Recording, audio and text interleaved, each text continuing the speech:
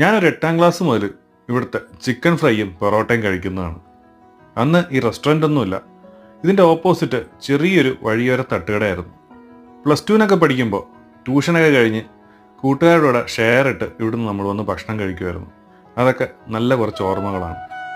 അന്നത്തെ തട്ടുകടയിൽ നിന്നും ഇന്നത്തെ റെസ്റ്റോറൻറ്റിലേക്ക് എത്തിയിട്ടുണ്ടെങ്കിൽ അതിൻ്റെ പുറകിൽ ബാലൻചേട്ടൻ്റെ കൈപുണ്യവും ഇവിടുത്തെ ചിക്കൻ ഫ്രൈയുടെ ടേസ്റ്റും തന്നെയാണ്. ചിക്കൻ ഫ്രൈ കൂടാതെ ഇവിടെ ചിക്കൻ്റെ വേറെ മറ്റ് പല വെറൈറ്റീസും ഉണ്ട്. അത് മാത്രമല്ല ബീഫിൻ്റെയും ഒരുപാട് വെറൈറ്റീസ് ഇവിടെ അവൈലബിൾ ആണ്. ഇതിൻ്റെ കൂട്ടത്തിൽ കഴിക്കാനായിട്ട് പൊറോട്ടയുണ്ട്, വീറ്റ് പൊറോട്ടയുണ്ട്, ഇടിയപ്പം, പത്തിരി, കപ്പ, അങ്ങനെ കുറേ സാധനങ്ങളുണ്ട്.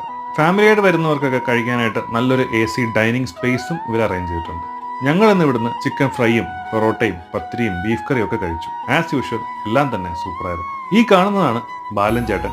ഇത് ബാലൻചേട്ടൻ്റെ ബാലൻസ് കമലം റെസ്റ്റോറൻറ്റ്. സ്ഥലം ട്രിവാൻഡ്രം കൈതമുക്ക്. അപ്പോൾ അടുത്ത വീഡിയോയിൽ